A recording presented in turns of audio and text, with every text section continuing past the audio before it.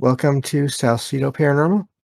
It is Friday, August 19th, 2022. And tonight, excuse me, if I can talk, I will be covering paranormal news. As always, you can find all the episodes of the show along with links to social media, ways to donate, and ways to contact me at the podcast page, which is salcedoparanormal.podbean.com. That's SALSIDO paranormal.podbean.com. Hopefully this fixes that.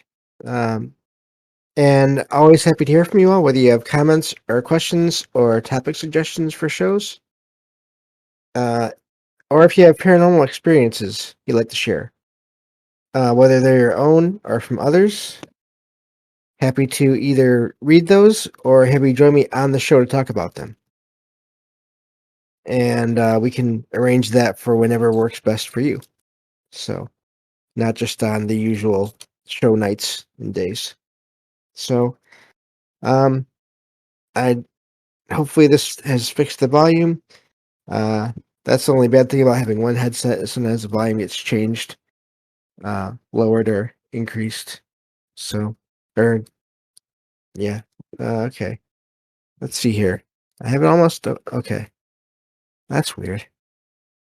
I don't know what's going on there. Hopefully everything else is okay though. But I can try putting the mic up closer a little bit. Um, okay, so I will just continue and hopefully this will work. Um, oh wow, okay, yeah. Volume is weird. Technology is weird. But we will just keep on going on here and hopefully it sounds okay in the recording. Um, so I always find these stories and I always share them, in the text channel, the chat channel, and also I include these news stories in the episode description. Let me try one other thing that may be a cause. I'm not sure. Nope, those look like they're good. Oh well. We'll just keep on going. So again, this is paranormal news tonight. Sunday will be more true paranormal stories from the web, and then we'll get to next Wednesday's show. So, and that's basically the plan for the next week. I believe in a couple of weeks here, I'll be doing an extra Monday show with Derek, and we'll get into more of that when it gets a little bit closer, and we'll talk about that then. So I guess I can jump right to the stories here. Let's see here. Just checking everything else out. Everything else looks okay. So, yeah, I'll get right back to the stories here. So I found all of these today since this morning, using alerts and everything. And this first one is from MiamiNewTimes.com. And I'm not going to get into the details of the story. It's just another one of those cases where there's a legend about. I guess I should talk about the title and everything first. The title of this story is "The Ghost of a Beautiful One-Legged Cuban Woman Haunts Miami's Old Cuban Consulate," and this is from Jess Swanson. Appears to be the author. And this is also, again, as happens with some of these stories, it's in the real estate section of this paper here, this news group here. And this is another one of those situations where there's a legend or story of basically a tragic, terrible death of this woman. But according to historical research into it, there is no proof that happened. But there still seems to be activity in this place, and of course, it's attributed to that person. So there have been stories about this place for years, apparently. And it just makes you wonder about. It seems like a similar thing to other places that where there are legends about the place. Um, but when you look into it, historically, there's no records of these events, and yet these places still seem to have activity that fits the fits um the story. And so you have to wonder then how many places that are said to be haunted. Um, it's all based on this energy that people over and over the years, just countless people, um, who heard about this and believe in this and give their energy maybe to this location. Uh, how much of this comes from the energy of other people that somehow collects in this location and causes paranormal activity? Uh, so, as for the reports here, uh, it seems like uh, there are apparitions of a woman in a long dress with dark hair. Um, and it says that there was only, it appeared to that only 1 foot of this apparition was visible. So, again, um, there's also reports of, let's see here, dishes and potentially dangerous things like chandeliers would actually fall. Uh, let's see here. There'd be the scents or the smells of coffee brewing and roses, also for no apparent reason. Says sometimes there'd be piano music, and it would sound like high heels were clacking on the back porch. So, just an interesting case of how much of this is the activity here is based on legend and how much is based on what if it's someone else. Um, so yeah, just another interesting case of this.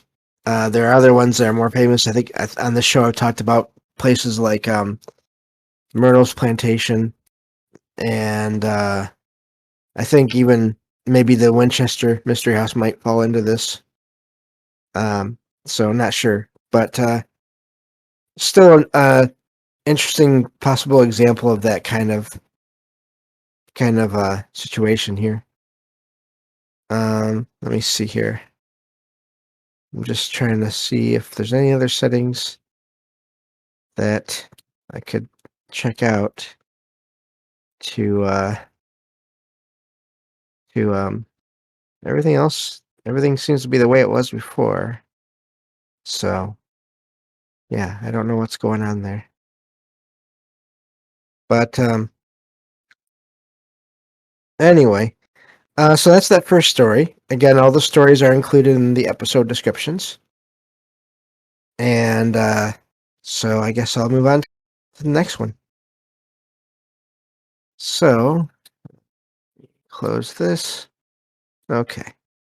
This is about another reportedly haunted location. This is from Light Online, LITE online.com.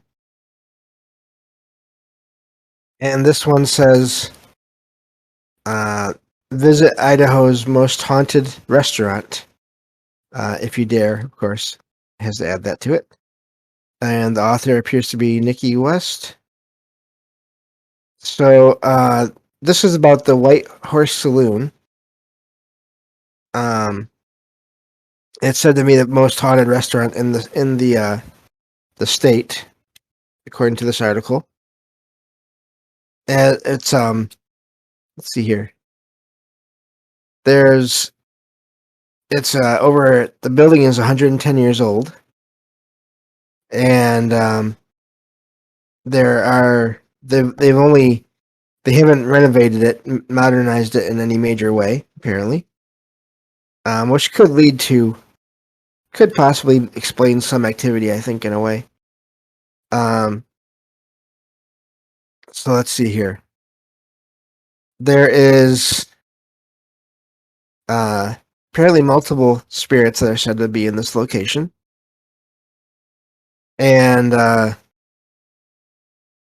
apparently there's been objects moving around, uh, such as bottles and glasses. People have seen dishes flying, heard voices, um, and then there's footsteps slamming doors, just the sensing of a presence. Um, and let's see here. Apparently, the most common thing is the this spirit of a maid that is said to haunt the place. She's mainly just felt throughout the building. Uh, but this is also it was a hotel at one point, and apparently she's known to walk up and down the hallway and plays tricks on people every so often. Said to be seen in the shadows uh, in the windows from people that are out in the street. So that's a pretty major sighting there in a way. It says that one of the managers says that they'll put dishes away in the rack where they can dry, and then they'll turn around, and then one of the plates goes flying off. And so that's quite an event there. So neat little location, possibly, to visit someday. Sounds like there's some major activity there. Tonight's show is very heavy on the just the paranormal side of things, and which is fitting. After all, we are in the middle, near the end of August. Oh, good. I'm glad that's better. Yeah, technology can be a pain. Sometimes it's hard to tell where the problems are coming from. So I'm glad it's working better. But let's see here. I forgot where I was going with this. So yeah, a lot of hauntings in this episode tonight. But I figure that's okay. So since we're near the end of August, and that means only about 2 months away from Halloween, which is going to be also the 2-year anniversary of when the show started, which is really amazing to think back on that for those first shows. I would not recommend listening to those very first, like, I don't know, 10 or 20 episodes. Maybe that's being too hard on myself, but yeah. Anyway, still, yeah, it's amazing. Come so far. But anyway, so this next article is from Q985.com or Q985online.com.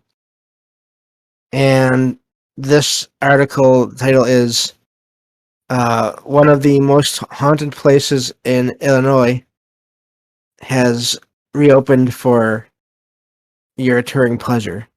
And this is from Lil Zim, I believe is the author's name. And this is about this. I've heard of this location before. I believe Peoria State Hospital. Again, going back to seems like some of the most common types of places that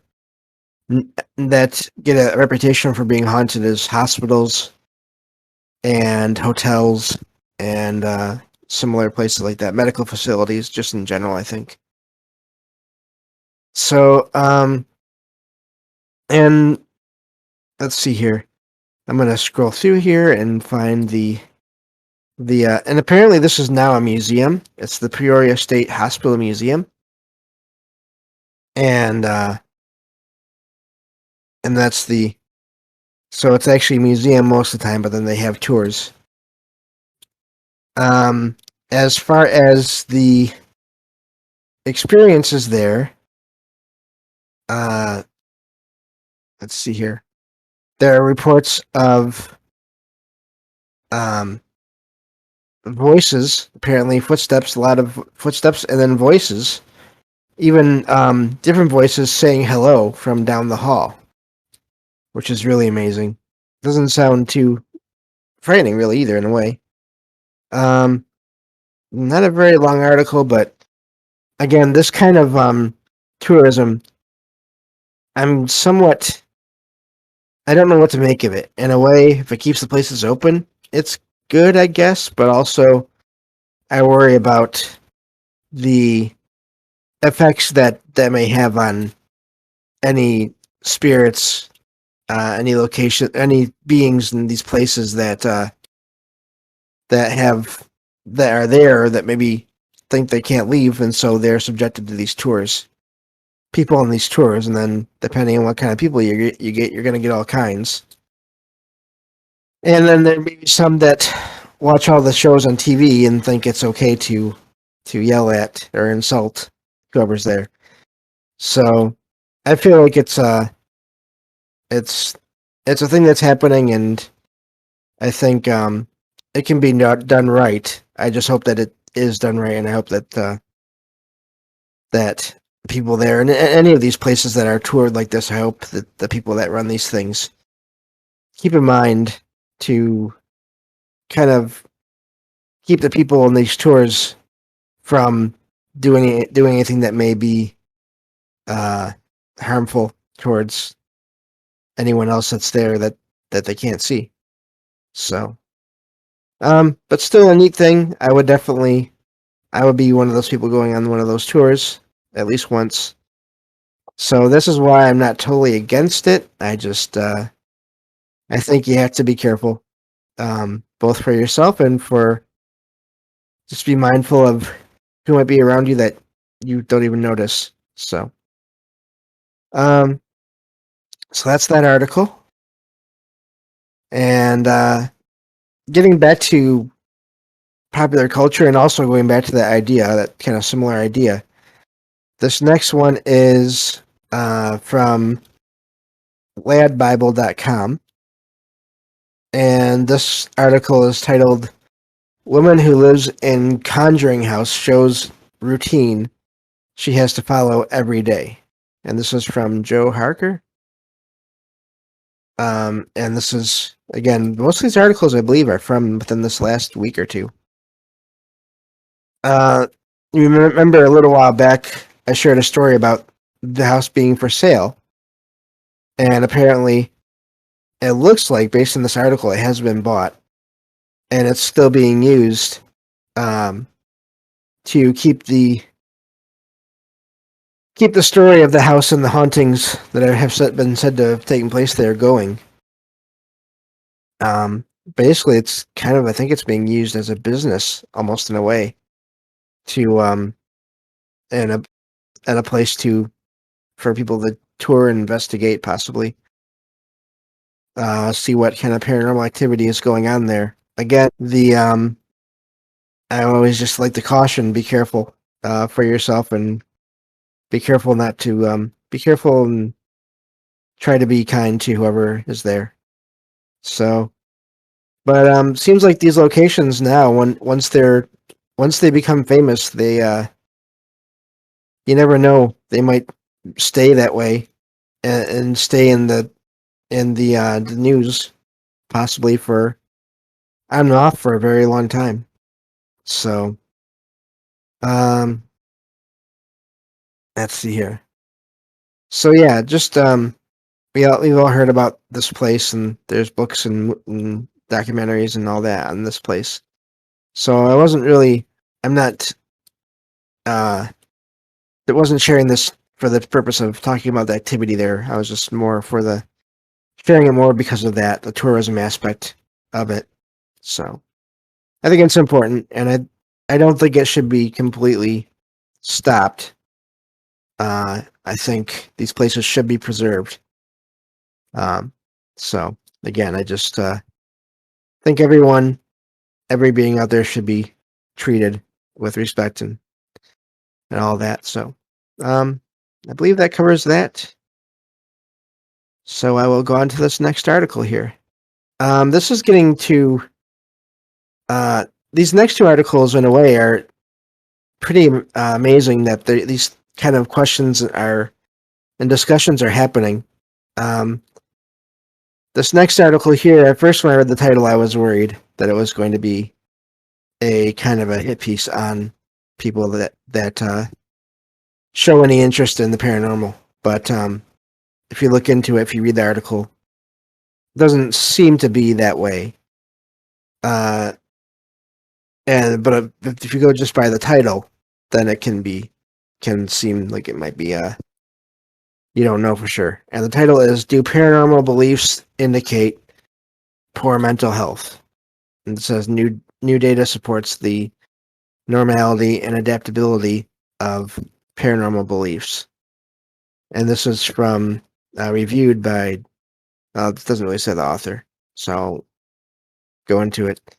But this article seems to talk about the way people mentions a stereotype that people and this is just the stereotype. I just want to say that again, that people who believe in the paranormal are to some degree mentally unstable. But according to this article here, just again, there's a lot of I don't understand a lot of it. A lot of it is kind of it's not clear in a way. It uses a lot of words to talk about this, and I don't understand everything in this article, but it doesn't seem to be as I had feared it was going to be, which is good. It says belief in paranormality may be adaptive and protective for some people. It says that new data suggests that believing in paranormal themes does not necessarily indicate psychopathology. So, just something I wanted to mention. But I hope this is still looked into, and I just hope it goes in the right direction. So, just wanted to share that and point that out, and let you all read the rest of it. Because again, it's very it's couched in the language of psychology and very very much it seems like an academic article here, and not that I'm saying that in a bad way. I'm just saying I can't easily summarize it. So, but I wanted to share it anyway. Now this next one is a little more interesting to me because this is an interesting website name. It's called yourtango.com. But the title is What Science and Quantum Physics Say About Whether or Not Ghosts Are Real. And this is from Valerie Varan, apparently. And this is basically, again, another similar article in that there's a lot of scientific talk here, or at least seems like that anyway. It does mention that many cultures around the world and throughout history have had a long-standing belief that a person's spirit can survive after death and then moving beyond the physical world. And so I just want to point out that I think this is a interesting trend in that quantum science is there is this a lot of people that are believe or think that the answers to the paranormal are in quantum theories and sciences or that kind of thing. And I hope that that kind of study into that keeps going because I don't know. I don't claim to know how any of this works. So if it'll help and if things can be figured out along the way, that's good. So just another one that I wanted to mention and share and let you all read and come up with your own thoughts on that. So, so I only have one article left here. This is not quite in the same category as the other articles, but I had to share it because, as everyone knows, I believe that cats basically rule the world, and I'm saying that joking, but also kind of not in a way, just because I have one, and I think she has trained me very well. I'll just say that. So, and by she, I'm referring to my cat, Logan. So, um, and I found this article, and it's more in the ancient civilizations category. This is from discovermagazine.com. And this title of this article is Even Ancient Civilizations Loved Cats. It says from Egypt to China, cat companions may have been an important fixture in the lives of many ancient peoples. And this is from Joshua Leem. I'm not sure if it's a RN or a M. I apologize for that. So, um, so this article mentions that cats have been alongside humans for most of the time we've lived in societies. But of course, the exact chronology of when they became domesticated is not clear. It says that researchers still aren't sure what species cats came from in the first place. Again, going back to a little while back, there was several news outlets covering a study that declared that cats were an invasive alien species, which I thought was hilarious when it happened. And so, yeah, I just thought this was really neat and cracked me up, and I wanted to share this. It says that cats have been spread through multiple ancient civilizations, becoming a really extremely important in the lives of people there. It says in some cases, cats even took on symbolic, religious, and cultural importance. And of course, it says that the relationship between people and cats has been different from one civilization to another. Goes into detail about the different civilizations and how their relationships to and with cats. And I think it could be a good read. I haven't read through it all yet, but still thought it was neat and had to share that one. So, uh, and that does it for today. Let's see here. Yeah, that does it for today. Uh, thank you all for being here with me. Um, and for all these shows, I don't think I mentioned this recently. I found out maybe about a week ago. Found out that the podcast and the show now has crossed the 4,000 view mark on YouTube and the 3,000 download mark on all the podcast platforms. So thank you all so much for listening and sharing and yeah, those numbers are really amazing. So believe that'll do it. So thank you all, and I'll be back on Sunday with true paranormal stories from the web, and then that'll be it for this week, and then we'll go move on to next week. So until Sunday, thank you, and talk to you all then on the next episode of Salcedo Paranormal. Take care, everyone.